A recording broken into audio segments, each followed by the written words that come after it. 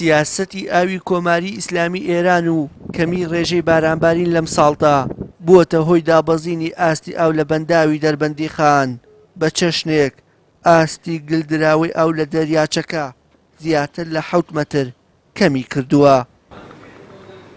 هەرچەندە بەڕێوەبەرانی ئیداری بەنداوی دەربەندی خان دۆخەکە بە مەترسیدار نابینن، بەڵام ناشی شارنەوە کە بەرزبوونەوەی ئاستی ئاو لە بەنداوەکەیان تەنها پشت بە باران نابەستێت.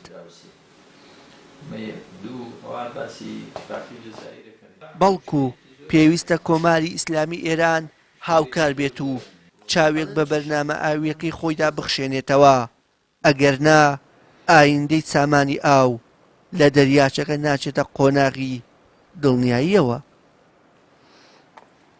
بەهۆی وشکە ساڵی و کەمبارانی ساڵی پارەوە بۆ ئێستا ئاستی ئاو لە بەنداوی دەربەندی خان 7 مەتر لە ئاستی پار نزمترە و هەروەها ئەگەر بە قەبارە حسابی کە نزیکەی 260 ملیۆن مەتر سێجا ئاومان کەمترە لە ساڵی پار.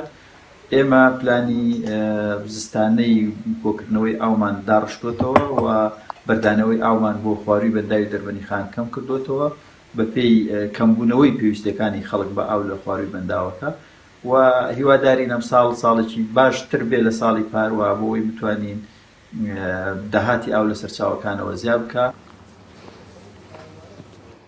بەرپرسانی ئیداری بەنداوی دەربەندی خان ڕوویان لە ڕێکخراوی هاریکاری یونسێفی نێودەوڵەتی کردووە تا لە بری کەمتەرخەمیەکانی هەردوو حکومەتی بەغداد و هەولێر دەستی هاریکاریان بۆ درێژ بکەن.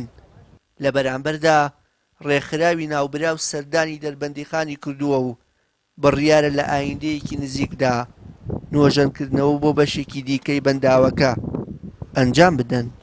لەگەڵەوەشە ئێمە سیستەمەکانی کەشمانەک و سیستەمی دەرگەکانی ئینتەیک و سپیلۆی و ئینجەکتەر و هەروەها ئیریگەیشن ڤالڤ و ئەوانش لە وەزعێکی خراپایە بەهۆی ئەوەی کە فترەیەکی زۆرە هیچ بودجەیەکمان بۆ دابین نەکراوە بۆ سیانەکردنی دەرگاکان و ئەم سیستەمانە. لەبەرەوە ئێستا لە وەزعێکی باشانین.